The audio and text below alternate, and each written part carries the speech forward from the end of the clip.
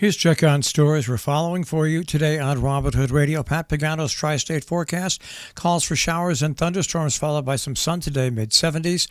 Tomorrow, partly sunny, pleasant, a high 75 to 80. We'll check the details on the Tri-State forecast coming up in just a few moments. Assemblymember Dee Dee Barrett is instrumental in helping the village of Millerton receive a grant for 4 multimodal solar crosswalk signs. After months of planning, one set of those signs have been installed, the Harlan Valley Rail Trail, and are fully functional. The other 3 sets will be installed and functional in the coming weeks. The additional locations will be at the crosswalk near Oakhurst Diner and the South Center Street intersection, and the crosswalk at the Millerton Movie House and the intersection of Dutchess Avenue, and the final set at the newly created crosswalk at the Millerton Library and intersection on Central Avenue. Connecticut State Employees Retirement Wave is coming. That's the prediction. More than 4,000 statewide employees have already submitted their retirement papers for this year before the costly pension changes take effect July 1st. The anticipated retirement wave is shaping up to be big, but not the possible tsunami that earlier forecasts had warned, which see as much as 40% of full-time state employees retiring. State officials are expecting employees will submit retirement notices right up until the window closes, so the final number remains to be determined. Meanwhile, Governor Lamont and administration officials are watching the numbers and waiting. Quote, right now the numbers are up compared to where we were traditionally, but a lot less than the number of people who are eligible to retire, end quote. That from the governor. The pace of retirements this year is running well ahead of 1,980 annual for the last 2 years. There were already 2,656 retirements in 2021, the most in any year since 2011. The third gender market, an important step towards equality in transgender, intersex, and non-binary Americans. Kristen Gillibrand called for inclusion of a gender-inclusive marker on federal IDs. The senator led a bicameral letter with Senator Baldwin from Wisconsin, Congressman Canna from California, and nearly 24 colleagues in support of permanent gender-neutral market X option for all federal IDs. Establishing a third gender marker for an option for identification is an important step towards equality for transgender, intersex, and non-binary Americans, and will help ensure all individuals can obtain IDs that accurately reflects who they are, regardless of their gender identity. A story in the Republican American shows a mystery group tossing a wrench in Cornwall's plans.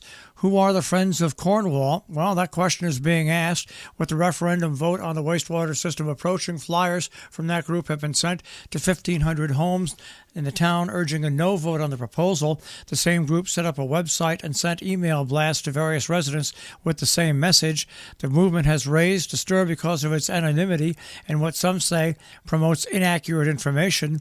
Many posts at the Town Cornwall Community Network have condemned the lack of coverage for standing behind such convictions. The plan calls for installing $6.3 million facility to address the substandard septic systems and wells in the village. A study group working for the past 6 years believes the upgrades will increase the economic vitality in the area and allow for expansions of businesses and homes.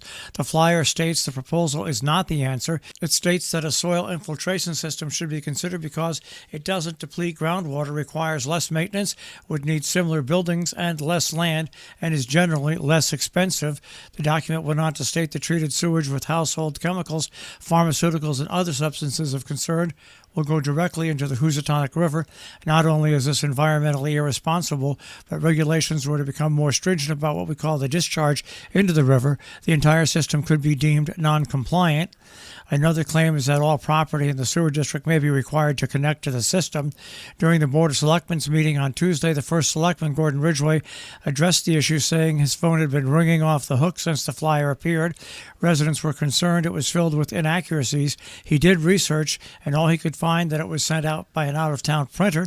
He contacted the State Elections Enforcement Commission and Town Attorney Pearlie Grimes because of the lack of attribution.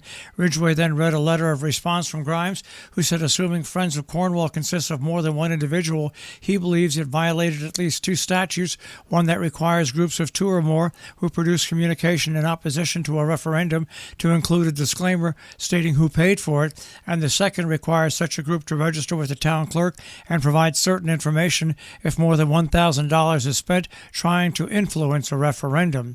Ridgway said he doesn't expect all the people in town to agree, but there are standards to follow in the public eye. Coming up tomorrow, it's the primary in New York State. You can vote in person on Tuesday. The polls open 6 a.m. till 9 p.m. at locations you can find by looking at this website, voterlookup.elections.ny.gov. Well, crime is surging in New York City, but dropping in the Hudson Valley. Politicians have painted rampant crime as a widespread crisis that has made New York more dangerous, with Republicans blaming Democrat policies for violence. But new data reported by police agencies and released by the state this month show the number of violent crimes committed in the 7-county Hudson Valley region nearly dipped by about 1% last year and was 18% lower in 2021 than 2017. Taking a look at some of the meetings going on in our area today in Sharon, Historic District Commission meets today at 5:30. In Cornwall today at 7 o'clock, the Zoning Board of Appeals meeting via Zoom. In Kent, the Inland Wetlands Commission has their regular meeting. That is at 7 p.m. And in Sheffield tonight, a Conservation Commission meeting will happen at 7 p.m. Our business brief is underwritten by Morgan's at the Interlaken, where you'll find a tapas menu. Also, dinner specials nightly, interlakeninn.com. You'll also find them on Facebook and Instagram. And by Salisbury Bank, salisburybank.com. Dow Jones Industrial Average starts off today at 31,500.68. The NASDAQ at 11,607.62. And the S&P 500 at 3911.74. We'll take a look at the tri-state forecast. That'll come your way in just a few moments.